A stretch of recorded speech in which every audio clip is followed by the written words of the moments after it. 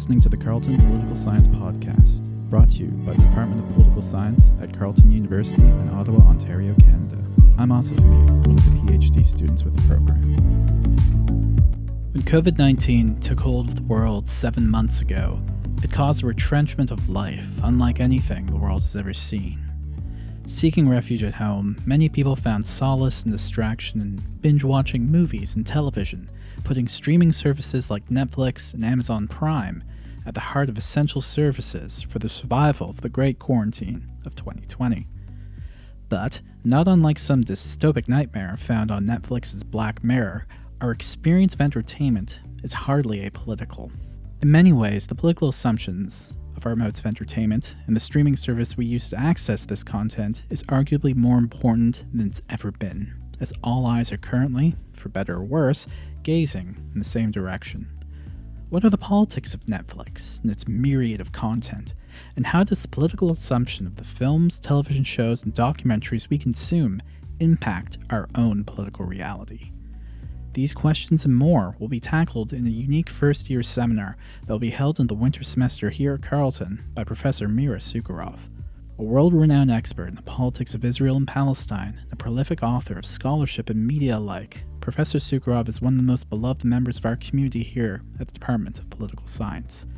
Last week, Professor Sucharov also celebrated a major publication milestone with the release of Borders and Belonging, a memoir capturing her experiences in academia and activism in Canada, Israel, and beyond.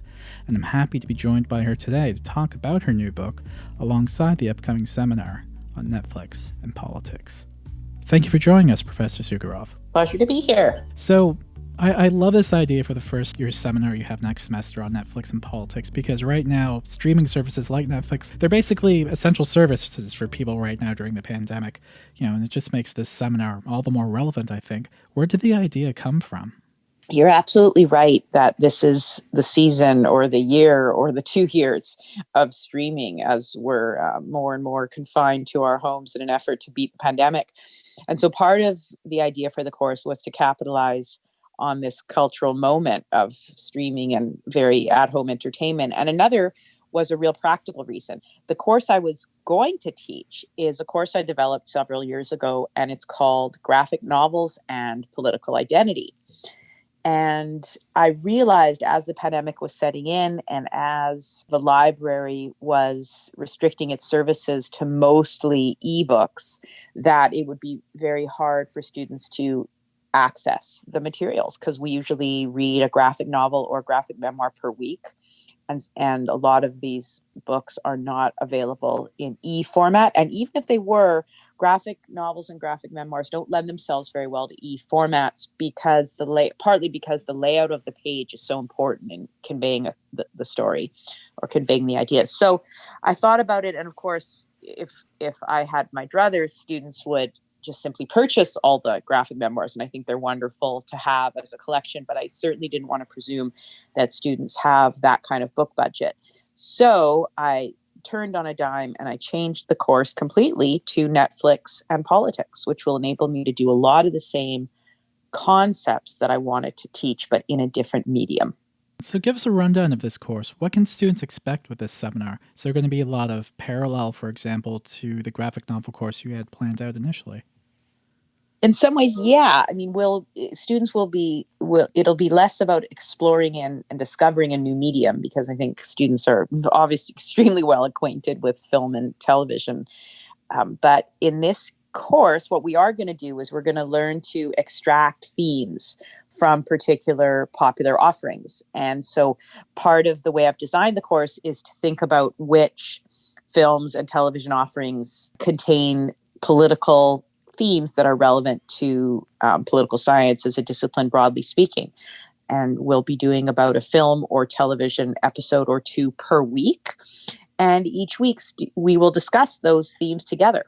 So I'm really interested to hear what's the content of the course. Like what shows or documentaries are you going to be looking at in this seminar? Great question. We're going to be looking at a wide range of films, documentaries, and television shows, if we still call it TV these days with Netflix. I had a summer student this summer who was working with me on the Students as Partners program, Yavuz Topaz. I'd like to give him a big shout out. And he and I came up with a list together, and I'm still narrowing it down, but it might include things like Black Mirror, House of Cards, Contagion, and climate change, the pandemic itself, office culture, gender, inequality, social media dynamics, political ambition, the news media, and foreign policy. So everything that you could possibly think of that might be political, we'll try to cover it. Excellent. Can't wait. You're welcome to join. Oh, well, I just might. It'd be a little interesting sitting with all the first years, but I mean, that's what I'm doing now anyway, so why not? Why not? You know, one thing I really love about your approach here is the accessibility that's at the heart of your work and your pedagogy. You know, I come from journalism myself. That was what I was doing for a few years before coming here. So the idea of making socially accessible research that anyone can take on, you know, it's one of the things I love about your approach. You know, even past courses like your course on social media presence and op-ed writing, the place of activism, even something like the trailer for your course. I remember this summer seeing on Twitter the trailer for your Israel, Palestine politics course. You know, where does this desire to produce for an audience beyond the academy stem from? Yeah, you raised two good points there. The first is really about accessibility. And I think it's really key when teaching concepts that are new and sometimes intimidating to encourage students to think about how their everyday experiences and their everyday encounters can be mined and examined and excavated for deeper thematic meanings and can be linked together to tell stories about politics today. And so that's really one goal, is to try to encourage students to see politics behind every stone.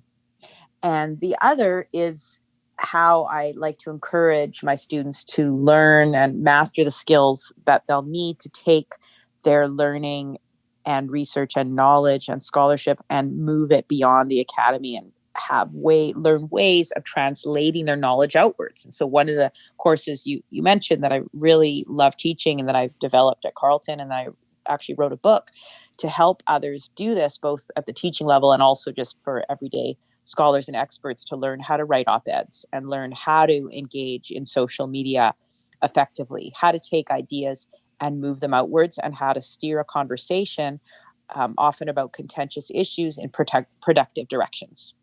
So how would you encourage young academics and emerging academics to kind of unlearn the academic voice and move beyond the academic bubble?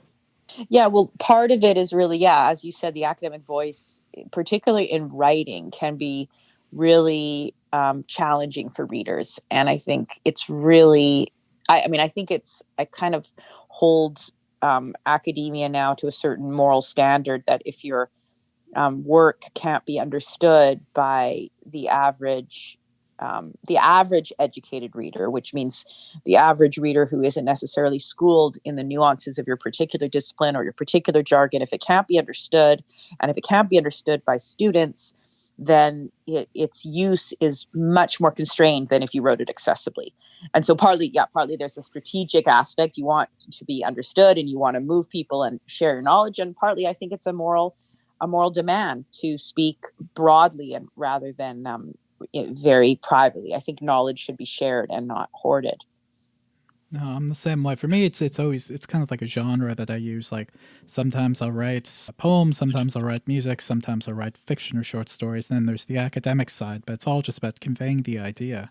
Absolutely. And there are some moves now to combine genres and take academic knowledge and deliver it in ways that are less conventional. So I think, as you know, I just published a memoir, which was published with an academic press under their traditional academic international relations list. This was acquired by an editor who really saw the value in a new kind of writing. So taking the literary conventions of creative nonfiction, setting scene, writing dialogue, putting the reader really with the writer very intimately, and finding new ways to get political ideas across and political science ideas across.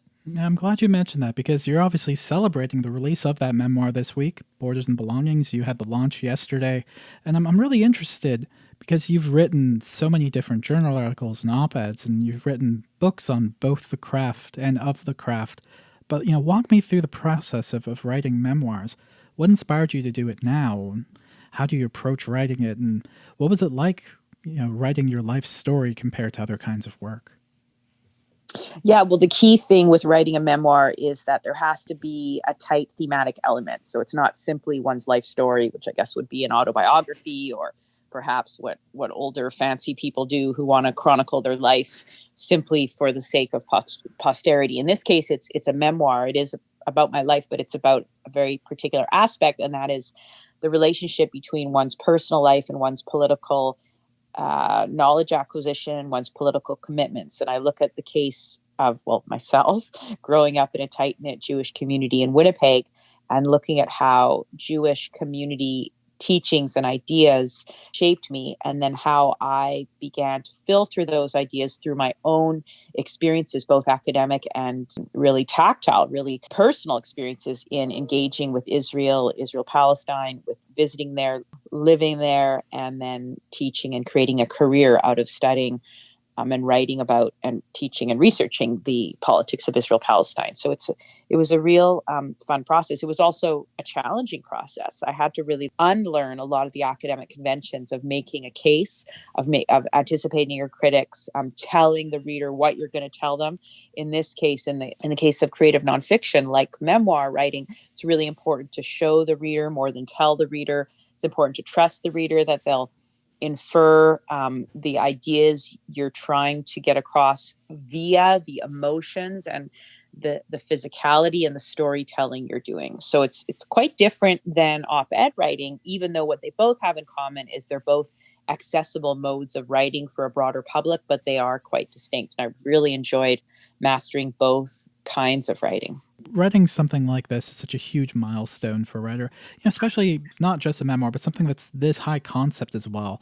And I can't help but ask, what comes next? What kind of content or scholarship do you have in the works? What's going on in the life of Mira Sucharov right now? Wow. Well, thanks for that question, because it really gets my creative juices going and thinking about the next project. One thing I have in mind is a new book project called How to Talk About Zionism. And there I want to really combine the idea of argumentation and some of these elements of memoir, and write both a book that makes a clear argument and a book that draws on my personal experience to model a better conversation, particularly in the diaspora Jewish community, about Israel, Palestine, and Zionism. And it would involve a series of short chapters that would be quite accessible, ranging from airports to falafel, to the Netflix show Fauda, to Israeli Independence Day, to Zionism itself. And really thinking about the collective psychological idea of attachment, and how communities attach to imagined homelands or countries that aren't necessarily their own by virtue of citizenship, but that are their own by virtue of ethnic connection, and really starting to think about how that sense of attachment can be combined with the pursuit of justice and equality for Israelis and Palestinians. Well, anyways, I don't want to take up any more of your time, because I know it must be a crazy week with the launch, and work doesn't stop either. But thanks for taking the time to join us and talking about all this stuff. Really looking forward to the course and to reading the book when I have the chance. I enjoyed chatting, Asif. Thanks so much. All right, take care. Thanks so much for listening. Make sure to follow us on social media. You can find us on Twitter at @cu_polysci, on Instagram at @cu_poly.sci, and on Facebook at carltonu.polysci.